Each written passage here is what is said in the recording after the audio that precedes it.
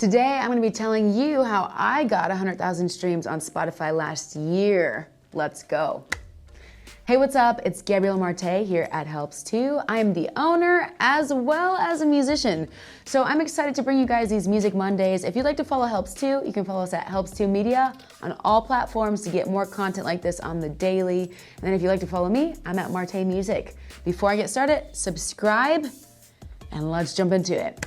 Okay, so last year, Spotify does this thing where at the end of every year, they send out artists like a total year wrap up. And I remember looking at my total year wrap up. I'm not sure if that's exactly what they call it, but they give you like this summary of how many people streamed your music, how many different countries, how many thousands of hours you got played.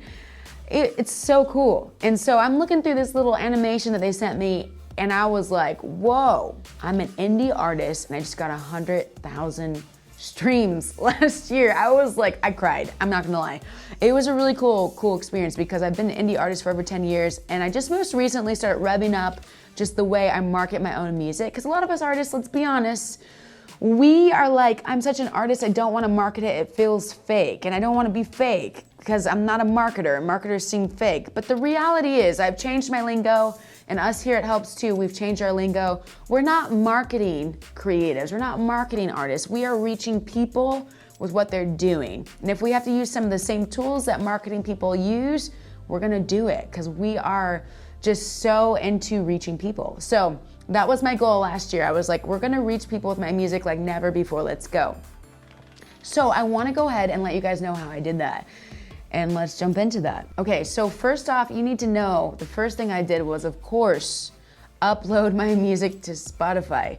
So if you don't know how to do that, you can use, there's different publishers out there like TuneCore. I prefer CD Baby because you only pay one time. A lot of other publishers, there's DistroKid, there's tons of them out there. And there's all kinds of different theories about who recommends what. I enjoy CD Baby personally because CD Baby, you pay once and you never pay again. So far, I hope they don't see this and change it, you know what I mean? But as of right now, that's what it is. And I really appreciate that. I've worked with other, distributors and they're great. And I'll link them in the description of this video. So if you're like, I don't know where to start with that, there's links in the description.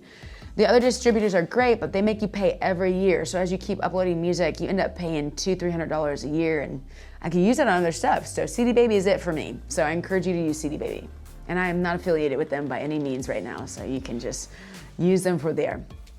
So upload your music to Spotify. Now, here's the thing. A lot of people and a lot of musicians, from my experience, I'm speaking from my own experience here, they upload like a month before. But if you can actually get it in like a couple months before to your distributor, let them send it to Spotify, that gives you more of a chance for them to put you on their editorial playlists and other playlists that might get you notoriety, might get you put out there. For one of the songs I did last year, I actually uploaded the EP probably 3 months ahead of time, and I got put on an editorial playlist called, I believe it's called Good Music Christian Friday or something like that. Those 4 words in some kind of order. And one of my songs, it hit big. It was actually a cover I did and people were like, whoa, we didn't know who this person was. So I went from getting barely any streams to like 10,000 streams a month, and it's still growing because I'm just jumping into this. So I want to encourage you guys, get your music up there quickly. And then, as well as that, it wasn't just that song. I want to give you some other tips. Say your song doesn't get put on an editorial playlist or the playlist doesn't accept you. I don't want you to just be leaning on playlists. I want you to feel this freedom to go about it other ways. One way that I get streams on Spotify and get people to find my music is through social media. I mean, I preach social media day in, day out because it really is a great asset, a great tool. So I want to encourage you to get on social media. Most of you are probably already on it, but once you're on there, be consistent, show value, be social with people because that helps your content get shown more and more. But even go as far, and this is controversial, but I'm pushing it here because I'm serious about getting you the streams you want on Spotify. Start running ads. Run ads, whether it's a $10 ad, $50 ad. Be consistent about running ads with your music.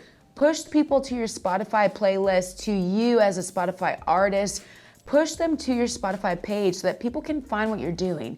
Your music, what you're creating, is worth being found. If you take the time and the hours and the money to produce it, to write it, to perform it, why do you not do that in terms of pushing people to actually like get it, find it?